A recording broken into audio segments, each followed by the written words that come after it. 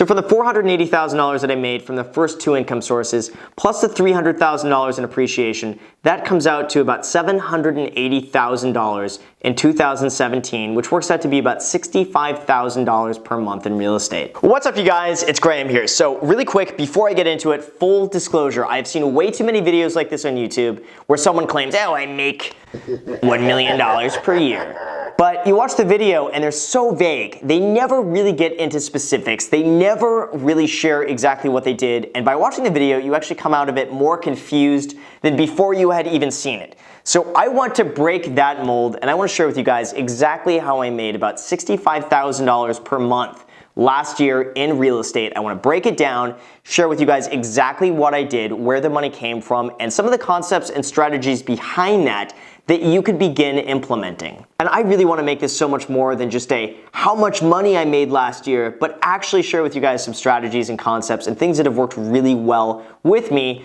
that you can begin using as well. And frankly, when I watch these types of videos on YouTube about other people, it ends up just being inspiring to me. I've watched other videos where people are making millions of dollars per year. And I take that as just motivation for what's possible and what I can do myself. And then I take the little bits and pieces from that I could begin implementing in my own life and business. So when it comes to making money in real estate, I have three sources of income. My first source of income is what I make as a real estate agent. The second source of income is the net rental income that I receive from the rental properties that I have. And the third source of income is the forced appreciation when I renovate one of these investment properties. And that, by the way, is not counted on the screenshot I'm about to show you because Mint does not include that. And there's no way to really show that. So you guys are just gonna have to trust some random dude on the internet that I'm not making this up in terms of forced appreciation. You're just gonna have to trust some dude on the internet making YouTube videos on that one. But for credibility purposes, because this is YouTube and people could say whatever they want and then it's up to the viewer to believe that or not, here's a screenshot for you guys. Now keep in mind that equity is not included in this figure. And also keep in mind that I also have some other random small sources in here, but I'm not gonna get into that. I wanna kind of round it out as best as I can. And then keep in mind for rental income, that's net rental income and not gross. I have a separate checking account for every single rental property that I have. I don't include that in Mint. I just include what I take from those checking accounts into my personal account. So with that said, let's get into it. So let's talk about my number one source of income and my largest source of income, and that is working as a real estate agent. For me, that is the number one priority. It's not investing in real estate, it's not rental income, it's not YouTube videos. My number one priority, my main business, is working as a real estate agent, and absolutely everything else comes second to that. And for me, working as a real estate agent pretty much funds everything else. If it wasn't for me working as a real estate agent, I wouldn't have the money to invest in real estate. I wouldn't have the money to be able to go and make YouTube videos for fun because it's something I enjoy doing.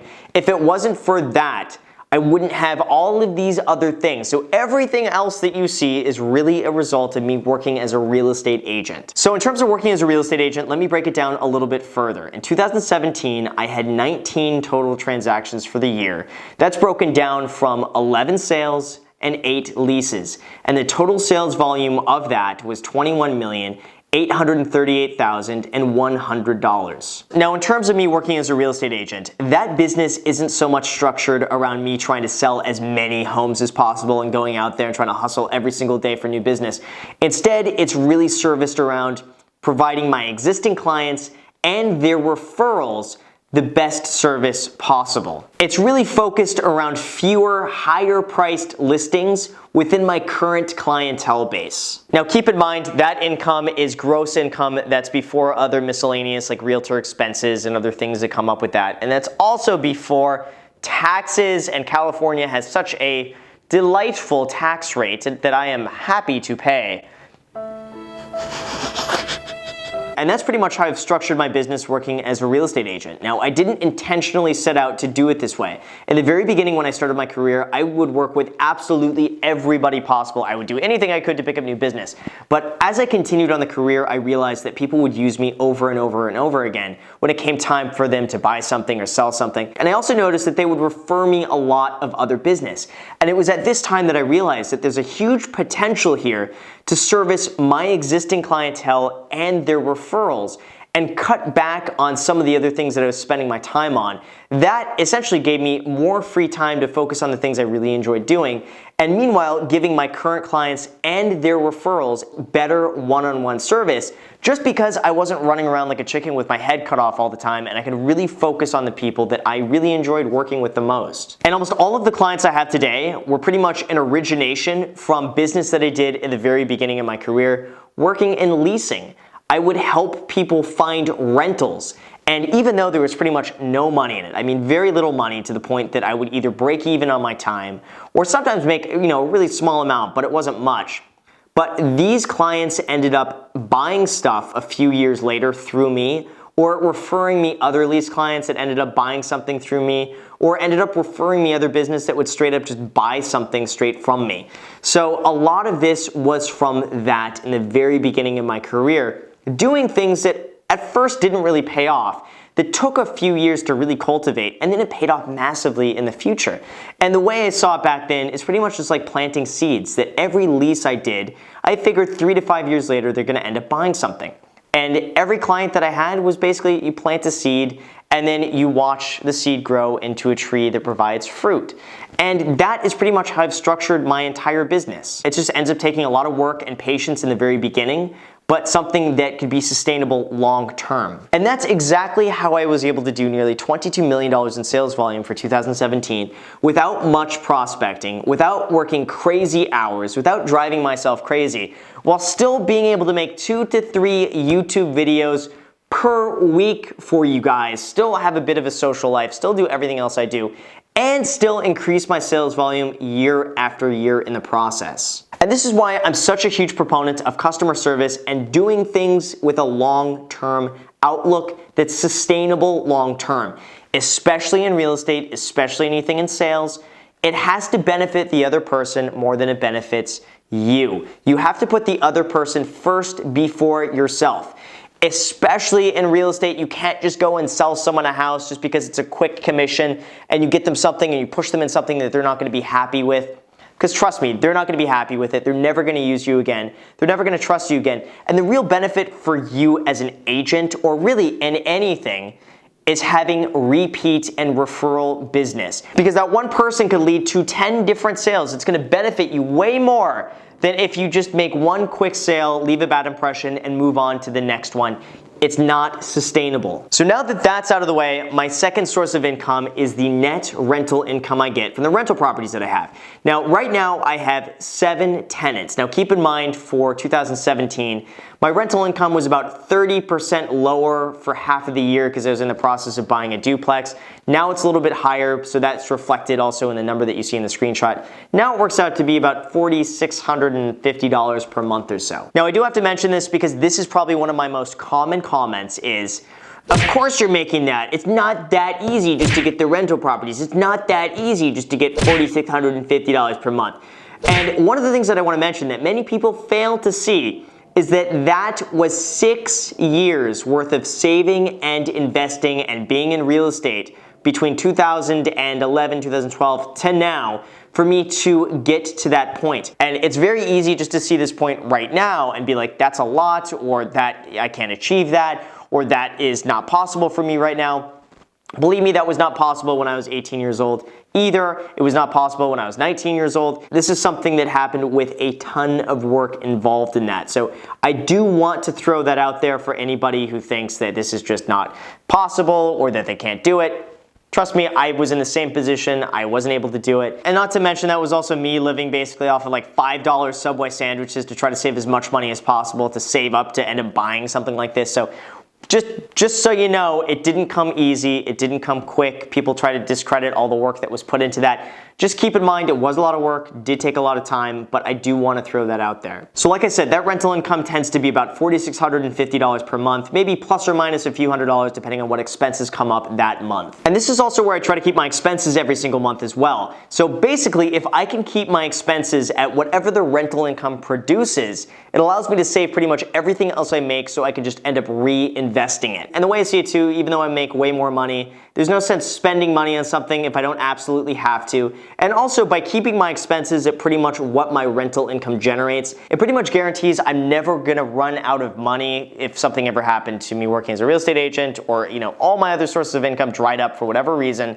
I'm never really gonna have to worry about making more money because I kept my expenses at whatever the rental income produces. Now finally, my third source of income is the forced depreciation in equity when I renovate a property. Now because people got so triggered in my passive income video and got so upset when I counted paying down my mortgage as income, I'm not even gonna mention it in here. I'm not even counting paying down my mortgages as income, not even gonna mention that in equity, but instead I'm gonna focus on the forced appreciation of 2 of the properties that I bought, because I bought them specifically to renovate, to force appreciation in areas that I felt were really up and coming. Now the other 3 properties I have went up in value, but I feel like it's just, we don't even need to count that, so let's exclude those, but we'll focus on the 2 that I bought most recently that I figured would go up the most in value. The first one was in an area that was close to West LA. It was somewhat close to Silicon Beach and all that's going on there, but a little bit further inland, and I figured that was an area that was poised to go up in price because everything else around it was so expensive.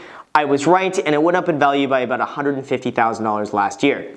The second place is the duplex I bought, and again, I purposely bought this because I believed this is another area that was going to see a large jump in price, and I was able to force a lot of appreciation by purposely buying something that was about $85,000 undervalued by the time I bought it, putting money into it and forcing more appreciation, and that also went up in value by about $150,000. So this means that in 2017, I was able to make about $300,000 in tax-free equity between those 2 properties. Now, before people get triggered again, and they're just like, Graham, that's not income, that's appreciation, you can't do that. Keep in mind, I bought these properties specifically because I felt they were going to go up in value. I bought them specifically because I expected this to happen, and I'm gonna be doing a cash out refinance to pull out some of that extra money and then reinvest that. So to me, I count that as income because I purposely expected for this to happen, and this is what I was banking on. And plus, if I wanted to sell them and flip them for a profit, I could, but I would rather keep them as rentals, have them go up in value more, and just do a cash out refinance and then invest the remaining money that I get. And this has always been my philosophy when it comes to real estate. It's to try to find something that's undervalued, buy it, renovate it, rent it out, keep it for a while, and then at the right time you can do a cash out refinance, pull out some of that money, and then reinvest that into another property, do the same thing, cash out refinance, and another property, do the same thing, over and over and over again. The whole process might be a little bit slow to start, but over time, you're gonna start building it up, you're gonna get better at what you do, and from there, you could really build it up to something nice. So for the $480,000 that I made from the first 2 income sources, plus the $300,000 in appreciation, that comes out to about $780,000 in 2017, which works out to be about $65,000 per month in real estate. Now, of course, there were some other little income sources that were included in that screenshot, but I'm not about to go through a year's worth of my expenses, try to break it down exactly what came where. Doesn't really matter, it's not that significant, but you get the idea, and I'm sharing that number just so you get the general idea of what that was like versus the appreciation that I made. So anyway, from that, here are a few of the takeaways from this. The first one is that in any business, customer service is so important, and do it for the long run. Don't have a short-term outlook on something. Now, obviously, if there's an opportunity for you, if it's short-lived, I'd say go for it, but don't do it at the expense of your future business. Don't do it at the expense of your clients or your customers. If there's something you can do long-term, I love it. If there's something where you have a short-term opportunity where only something is good for maybe a year or two, let's say a fidget spinner. I'm not saying don't do fidget spinners because it's not long-term, but don't sacrifice your clients and piss off your customers just because you want a really quick sale. Instead, you want to build as strong of a business as you can with whatever you're doing. And oftentimes that comes with amazing customer service, putting the other person before you, and really building something that's truly sustainable. And this is exactly what I've done when it comes to real estate. And also, it doesn't happen overnight, so don't be discouraged if it doesn't happen in the first year or 2 years. Again, this is something that takes a very long time to cultivate, so be patient with it. The next takeaway from this is to save as much as you can. you could see I make way more money than what I end up spending. It doesn't matter if you're making $50,000 per year or $500,000 per year. What really matters at the end of the day is how much you can save. Even though it's way less sexy to be frugal and like saving money than it is to be like balling so hard, bottle service all the time, Rolexes, Yeezys, Lambos, Ferraris, and all that fun stuff, that's great. But at the same time, you're gonna thank yourself in the future if you end up saving money. And also, it just gives you the option in the future, if you decide you wanna ball really hard, buy the Lambos and Ferraris and Rolexes and all that great stuff, you have the option to do that. And also, once you save that money, invest it and invest it consistently. At some point, I would love for the rental income I make to match what I can make as a real estate agent. Now, that's a huge, lofty goal, but at some point in the future, I feel like that's a realistic possibility if I continue on the path of saving and investing as much as I can.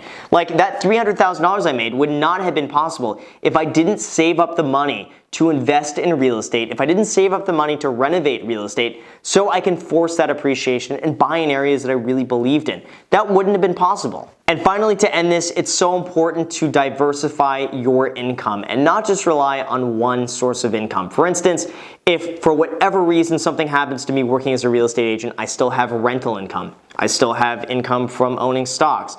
I still have YouTube income. I can still do other things to make money. You could do the same thing. You don't have to rely on just one source of income. In fact, I think you can end up making a lot more money by relying on more than one source of income, because chances are the other sources of income will be a little bit more passive, won't require as much of your time, and can scale a lot easier than what you can do with your own time. So with that said, I really hope you guys enjoy this, and I hope you guys can appreciate the openness and transparency of this, because when I watch videos like this, I like to see other people being transparent. I like to see them being open about it. And I really like to see what's worked for them. And I personally find that motivating and inspiring for my own self. So I hope this video has the same effect. If it doesn't, I failed.